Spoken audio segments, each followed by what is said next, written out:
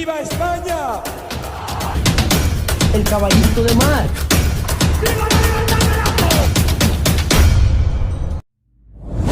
Y vemos que la ideología de género tiene varias patitas. ¿Puedes hablarnos? A Sí. ver, yo le llamo patitas, perdona mi Sí. No, no, coloquialismo. no, yo hago exactamente eso. Yo me lo imagino como una mesa que tiene patas. O sea, creo que la metáfora es súper Ok. interesante. Claro, a ver, la ideología de género afecta a todo el dominio de la sexualidad. Por ejemplo, si pensamos en la reproducción, nos vamos a dar que hay una conexión entre la ideología de género y el aborto, por ejemplo, ¿no? O sea, aquellos que promueven la ideología de género son al mismo tiempo los mismos que promueven las políticas abortistas. Aquellos que promueven la ideología de género al mismo tiempo son los que promueven la ideología feminista. Bueno, ya he dado una pista de cuál es la vinculación entre el feminismo contemporáneo y la ideología de género. Se empezó a deconstruir a la mujer y después se terminó deconstruyendo al ser humano como tal en términos sexuales. O, por ejemplo, cuando hablamos de ideología de género, tenemos a los militantes LGBT que deconstruyen, por ejemplo, otro tipo de institución que está ligada al comportamiento sexual de los seres humanos, que es la familia. Es decir, para que haya una familia natural, hay una madre, hay un padre que han tenido relaciones sexuales y que de esas relaciones sexuales sale una nueva generación, un miembro de la nueva generación. Los estados en los últimos siglos han arrebatado la institución del matrimonio, pero la institución del matrimonio es una institución milenaria, antiquísima, que con distintas formas se va presentando en todas las sociedades, ¿sí? Ahora, cuando vemos, por ejemplo, los colectivos LGBT, ellos están constantemente militando, por caso, lo que llaman el matrimonio igualitario, ¿no? Entonces hay una redefinición constante de lo que es la familia, lo que es el matrimonio, lo que es la vida, lo que es la muerte, lo que es el ser humano y lo que es su sexualidad. Tiene muchas patas la ideología de género y yo creo que esas son sus más importantes patas justamente. Wow. Algo que a mí me preocupa mucho y me inquieta es cómo se está victimizando a la mujer y criminalizando al hombre. Y eso Sí, me parece totalmente perverso. es que esa es la esencia de la lucha feminista hoy. La lucha feminista hoy no es una lucha a favor de los derechos de la mujer, sino que es una guerra de sexos planteada contra el hombre como tal. Entonces, cuando hay que definir al feminismo, es habitual que los medios de comunicación nos digan el feminismo es igualdad. Mentira, mentira, el feminismo no es igualdad. El feminismo es privilegio. Por ejemplo, el aborto. El aborto es el privilegio de poder asesinar al propio hijo. Eso no es igualdad.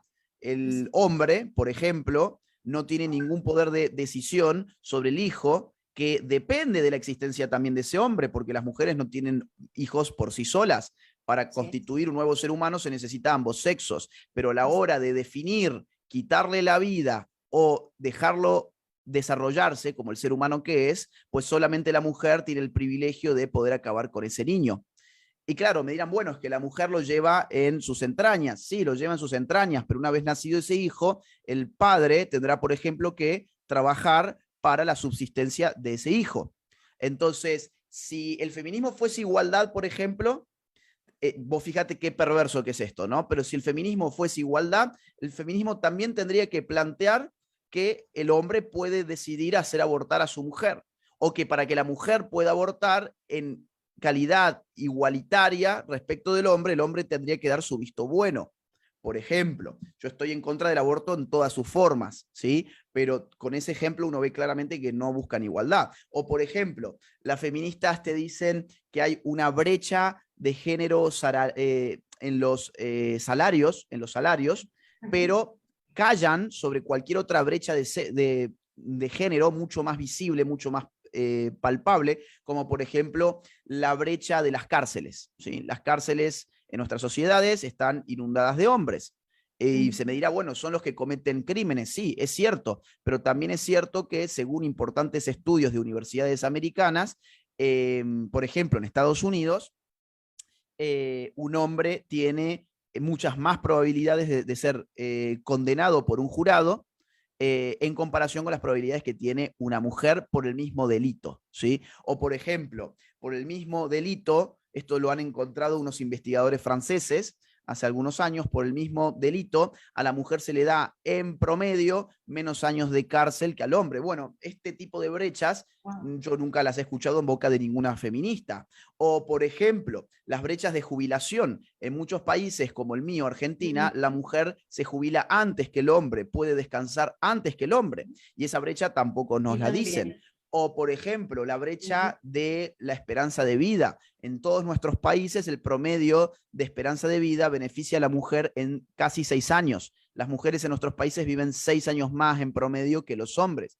Bueno, yo nunca escuché a nadie hablando de esta brecha de género. ¿Por qué? Porque otra vez, el feminismo no es igualdad. El feminismo es guerra de sexos, ¿sí?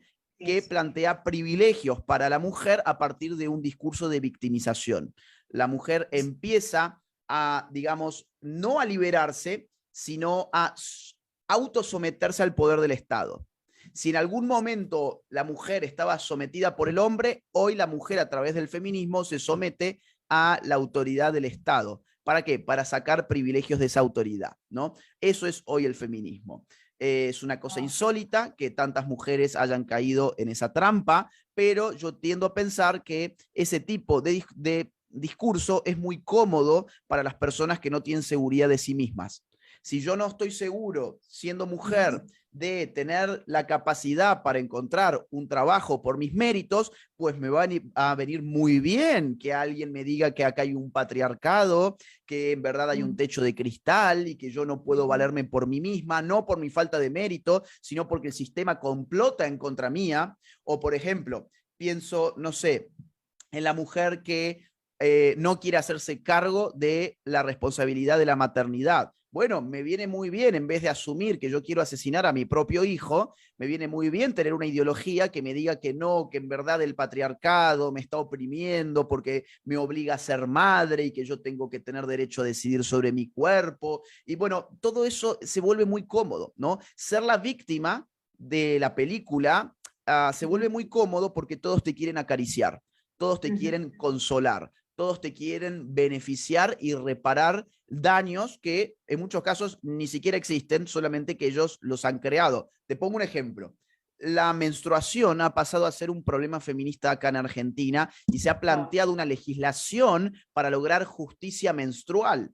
Es decir, hasta tal punto va esto, que algo natural como la menstruación es releído por el Estado a partir de la ideología feminista como una causa de opresión de los hombres sobre las mujeres, y el Estado entonces interviene allí, brindando, por ejemplo, gratuitamente toallitas íntimas, tampones y ese tipo de material para esos días. Entonces, insisto, el feminismo no es igualdad. El feminismo no va sobre los derechos de la mujer, el feminismo va sobre los privilegios que un grupo de mujeres que no confían en sí mismas le piden al Estado que se los otorgue. Si este video te ha interesado, te ha servido, te ha gustado, te invito a que lo difundas. Y gracias por escucharme.